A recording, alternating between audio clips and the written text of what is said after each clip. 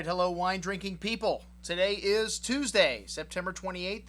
Starting another great week here at the Wine Watch. We got kind of a short week this week with just two events, but we've got 2 nights with events. We got 3 events on one night. So I don't know how that happened. But Thursday night, we've got an event with Banffy Winery, Banffy Vintners at Mancini Restaurant on Las Olas. And then we've got 2 events Cafe Max. That's right, you've heard that correctly. We have our Mediterranean cooking class, and then we've got our blending seminar with the Mazzi brothers. We still have a few spaces left for that. We only have 24 seats. I think we got a 6-top. So Friday night, we've got a vintage Spanish tasting here going all the way back to 1942, the Marqués Murrieta y Gay.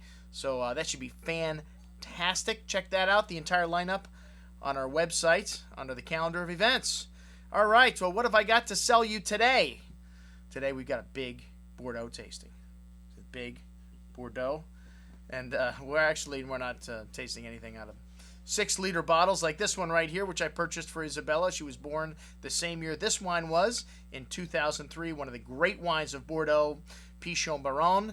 And unfortunately, we're not going to be tasting this, but we are going to be tasting some 2009 vintage wines, the first wines to arrive from 2009. That's right, folks. You will be the first people in South Florida to put your lips on one of the greatest vintages of all time in Bordeaux. Well, every major critic has called 2009 one of the greatest vintages of our lifetime.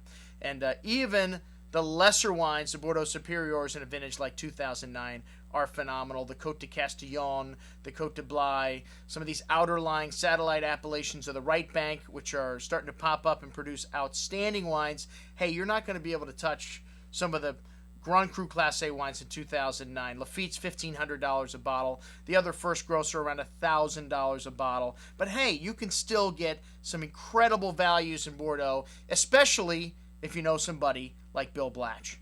He is one of the Indiana Jones wine hunters in Bordeaux, and this guy has got some incredible values. And I've had several chances to taste with Bill, and his entry-level stuff is phenomenal. Today, he's got a company called Bordeaux Gold, and he specializes in Sauternes. Now, you have to be a damn genius to specialize in Sauternes. These sweet wines of Bordeaux, some of the most complex sweet wines in the world, can be pretty tough to sell because not a lot of people drink sweet wines. I happen to love them. We have an incredible selection of Sauternes here in the store. And we got a couple Sauternes, which we'll be tasting. We also have a few white wines, but the majority of the lineup here is red. And we've got over a dozen wines we're going to be showing you a week from tonight, next Tuesday night.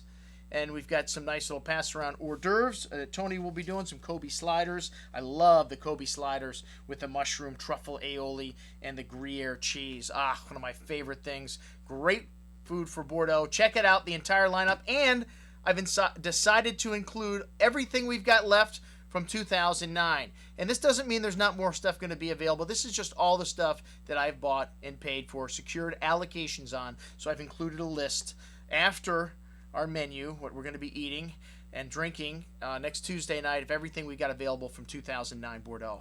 All right, folks, I'm your host, Andrew Lampazone for the Wine Watch, signing off, saying remember, always drink the good stuff first.